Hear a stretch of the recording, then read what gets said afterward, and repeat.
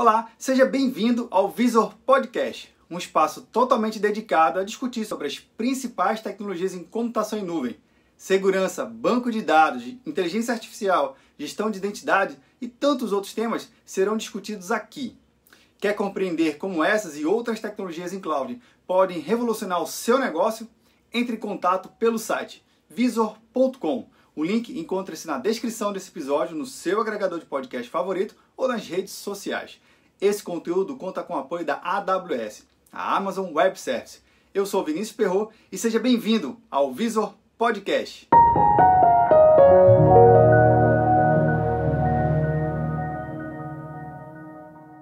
Olá, você que nos acompanha na nossa minissérie. Hoje o nosso bate-papo é com o Diogo Dantas. Diogo, seja muito bem-vindo. Obrigado. Diogo, vamos falar desse episódio aqui sobre dois serviços que é muito utilizado e muito bem visto na computação em nuvem, que é Data Lake e o tal do S3. Define aqui pra gente que serviços são esses. Eu vou começar tentando definir o que seria o Data Lake, né?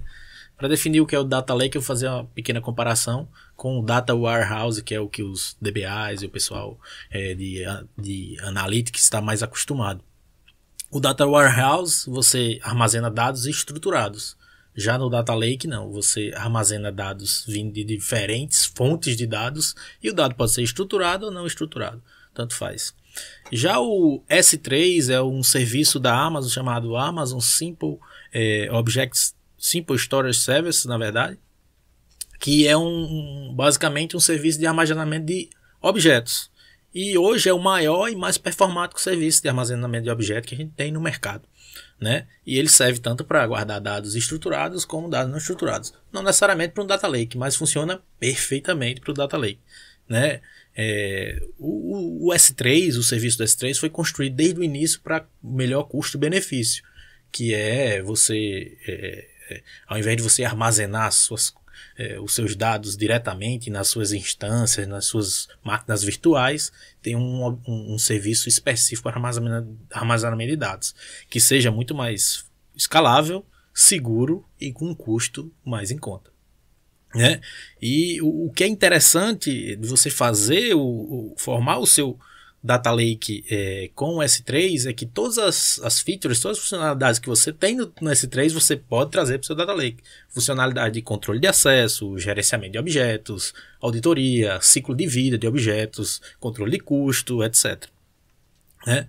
Então, basicamente, o que a AWS nesse caso fez foi dizer, eu tenho um S3, você quer um Data Lake, só é juntar os dois. Basicamente foi isso que aconteceu. Nesse caso, você falou do serviço do S3. A gente sempre acompanha alguns serviços na nuvem que tem uns S do SLA, né? Que disponibilidade. Sim. É o famoso 99,999. Quantos noves tem esse S3? Um dos grandes benefícios do S3 é o que a gente chama de durabilidade, né? Durabilidade mede a capacidade de você não perder o seu dado, né? Se por acaso o seu dado está armazenado em alguma zona de processamento de dados da Amazon, se aquela zona ou aquele data center parar de funcionar, tem outros data centers e outras zonas que podem assumir esse serviço sem que você perca o seu dado. E no caso específico do S3, essa durabilidade é de 11 noves, né? Então é 99,99999% de durabilidade. Quer dizer que você tem você tem por volta de 0,0000001% de chance de perder o seu dado. Então é muito improvável que você perca dados que são armazenados no S3.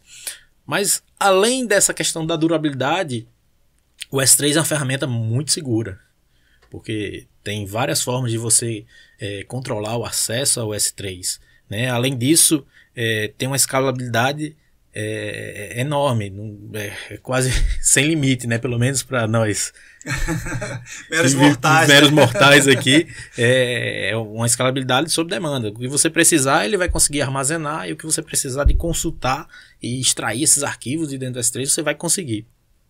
Além disso, o S3 já integra com algumas ferramentas nativas da própria AWS, ferramentas de análise, né? E também pode integrar com ferramentas de terceiro. Você pode conectar ferramentas de BI direto no S3, tem, claro, uns processos e tal, uma forma de configurar isso, mas é possível também.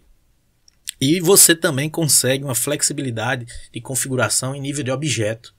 Você pode determinar controle de acesso para objetos específicos, arquivos específicos. Vou chamar de diretório, não é esse o termo, mas vamos chamar de diretórios específicos. Você consegue versionar os arquivos, você consegue controlar o ciclo de vida daqueles arquivos, daqueles objetos dentro do S3. E especificamente para alguns objetos e outros não. Ou se você quiser para todo o seu bucket S3, que a gente chama, né? A sua bacia, né? É o termo que o S3 usa, de bucket. Sim. Então, nesse caso, você está falando que o S3 ele é um grande discão, vamos dizer assim.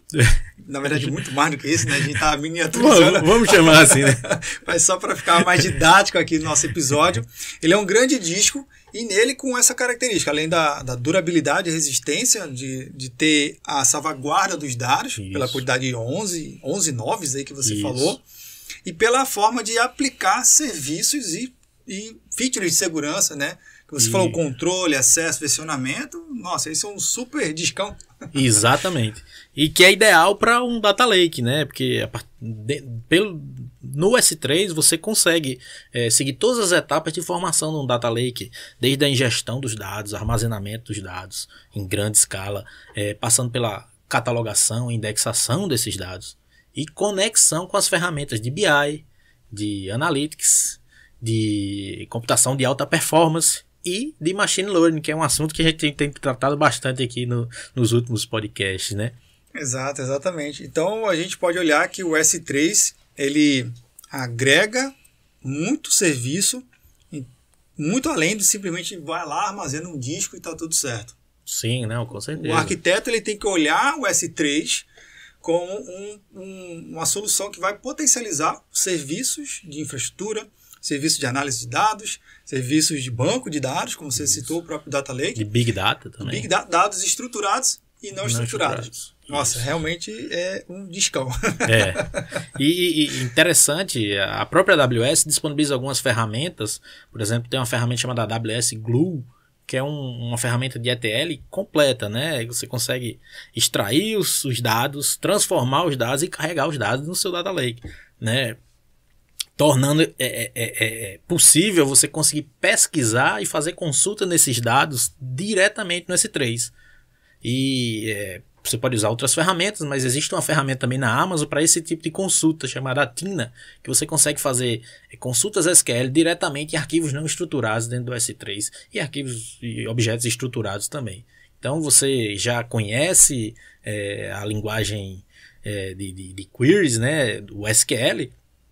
Você consegue trabalhar sem precisar fazer grandes esforços com o armazenamento direto no S3, fazendo consultas SQL.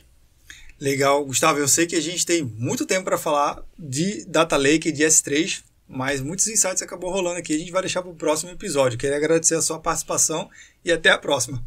Valeu, Perru, até logo. E você que está nos acompanhando, eu falei aqui do S3 como um grande discão, é como eu imagino, mas como é que você imagina o S3 dentro do seu ambiente? Comenta aqui, deixa o seu comentário aqui embaixo, a gente quer saber o que você também pensa sobre esse super armazenamento da AWS. Eu achei super legal, realmente faz toda a diferença Data Lake com o S3. Comenta aqui e eu te vejo no próximo episódio. Até mais!